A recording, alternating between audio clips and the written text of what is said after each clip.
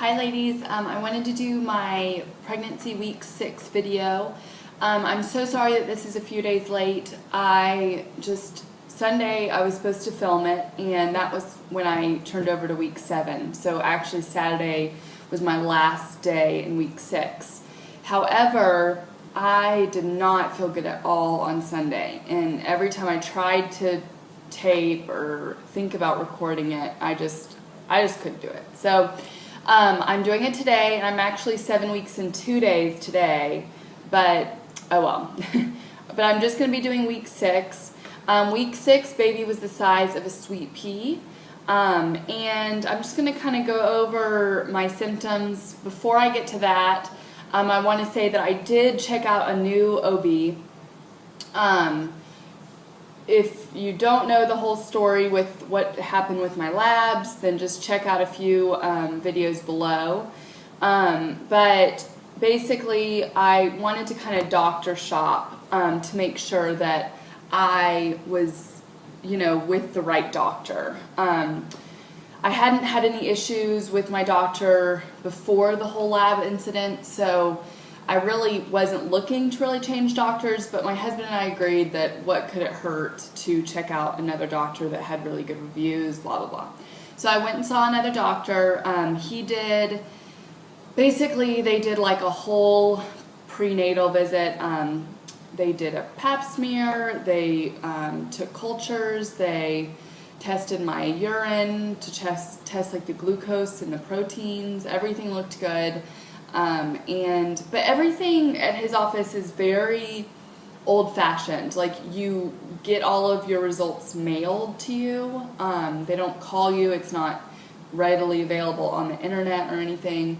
So I don't really love that about it. And the office is very kind of drab.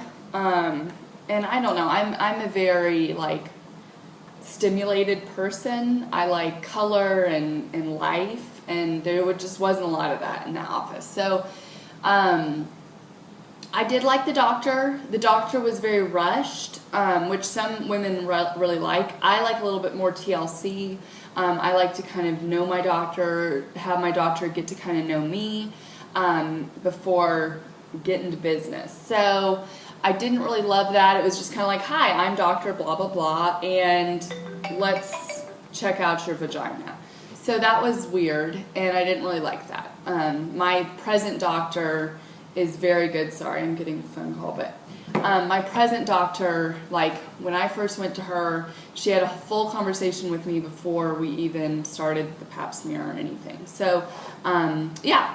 Anyway, so I think that we're going to stick with my present doctor. With that, basically the next steps with her is a 10-week ultrasound, which will be May 7th. And then I guess I'll have a prenatal visit after that. I'm not sure what the whole deal is. But I will have an ultrasound. I'm sure that they just want to make sure that, everything's okay before starting all of that. But,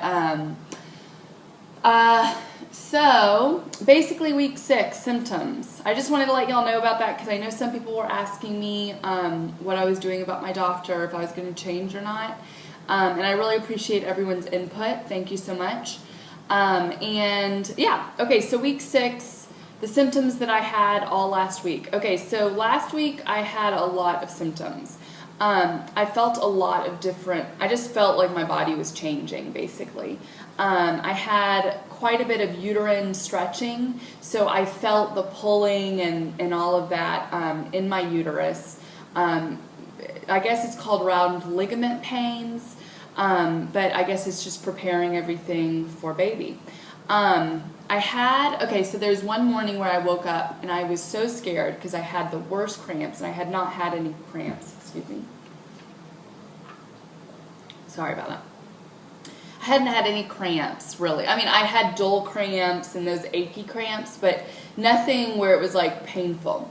Well, I woke up to these really sharp pains. It just felt like they were like darts being stabbed into my uterus. It hurt so bad. Or my stomach, I don't know.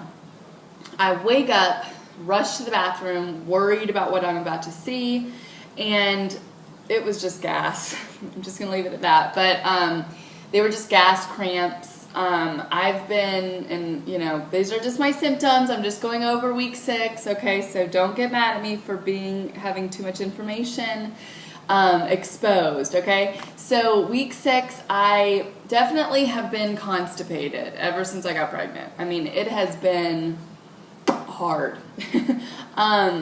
That's been really not fun. And even when I do actually get a release, it's not a full release. It's like not fun. So that's been hard. I've been trying to like eat Fiber One bars and stuff like that, but just nothing is really helping. I basically like have a little bit of a release like every other day or something. So that's not very fun. What else? I put sleepy, well, not sleepy, exhausted, like full exhaustion. I mean, right now, like I could go and sleep right now. I could sleep at any point. I go to bed, if I'm not in bed by 9, at least laying down in bed, I am no good to anyone. I get really crabby, and I'm asleep by 10 o'clock, which is very rare for me. I'm typically a night owl. And then I sleep until like 7 or 8 in the morning. So that's crazy. Nausea. Definitely a lot of nausea. I have constant nausea. It's like this lingering, nauseous feeling that's just within me. And I've just become accustomed to it. I didn't have any vomiting in week 6, but I definitely had a lot of nausea. The doctor that I went to go see did say that I could take ginger root or ginger tablets. So I did start those, but I'm really trying to do minimal dosage. Oops, sorry, my iPad fell. I'm really trying to do minimal dosage of the ginger root because I've read some conflicting research that says that it's not as good as some doctors believe, and then blah, blah. So I'm staying at the minimal dosage. That's the dosage that has been researched to be fine. So I'm staying at like 550 milligrams of that. Sometimes I'll go up to 1,000 based on how I'm feeling. And breast tenderness, that's been the same.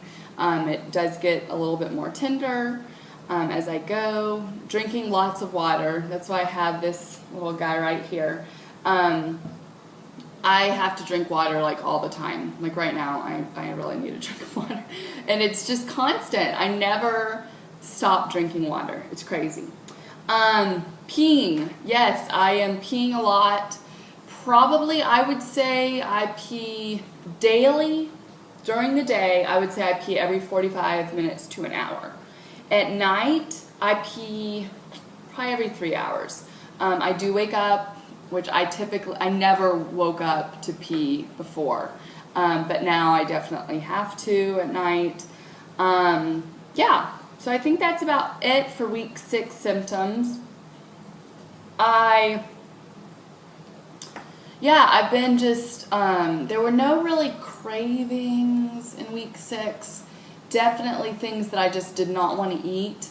But no real cravings. I noticed that if I have anything with cow's milk, that's when I get the bad cramps, the gas cramps. So I've totally omitted that. We're just totally doing almond milk, which was funny because in the 4th and 5th week, I wanted cow's milk so much, and I never drink cow's milk. I have not drank cow's milk in probably 2 years, so, or maybe a year. But a long time. So it was weird when I was like wanting it, you know, and so, but then it seemed to be that the night before I had those horrible gas cramps, I had a glass of milk before bed.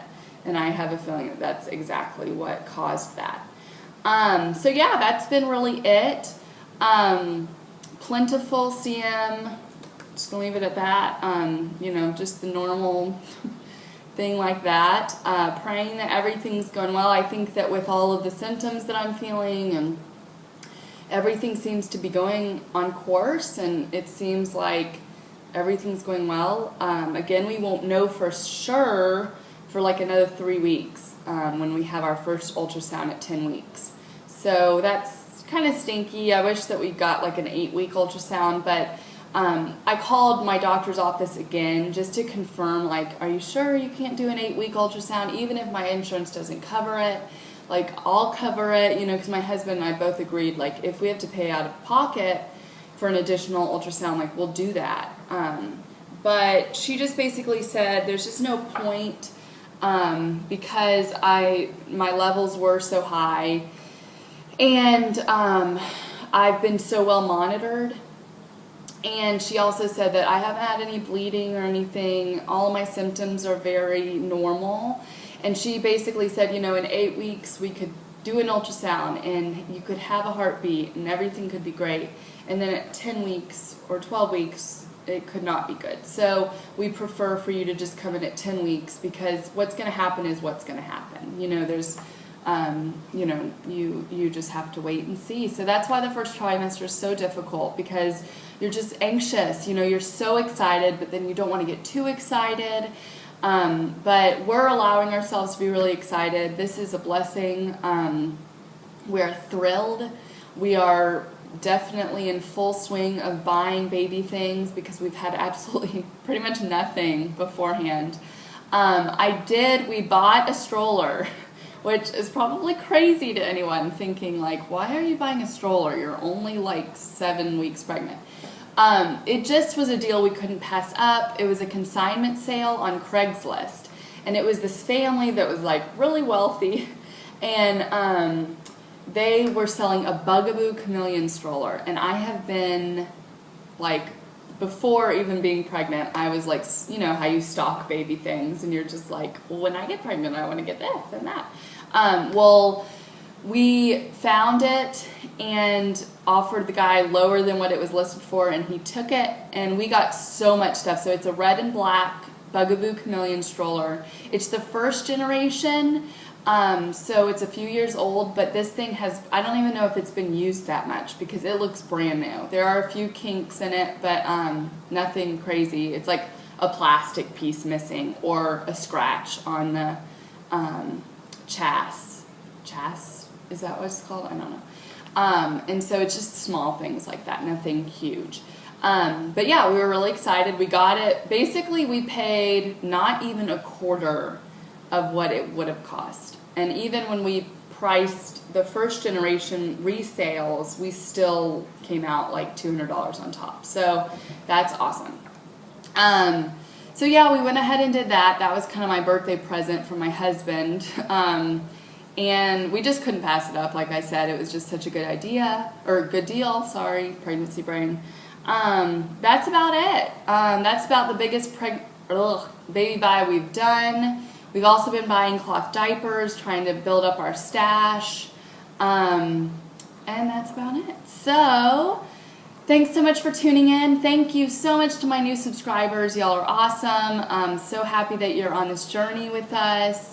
And I also want to say just a quick moment, just please pray for the families and friends and fellow Americans and other people from any other country that were affected by the Boston Marathon bombings. My heart is so heavy, and I can't even believe that this has happened. It's just very sad to me. Something that's supposed to be so celebrated and wonderful can turn so tragic. So please pray for them, and just be with those families. And if your family has been affected, or anyone, I'm just so sorry. And so yes, thank you so much for watching, and have a wonderful day.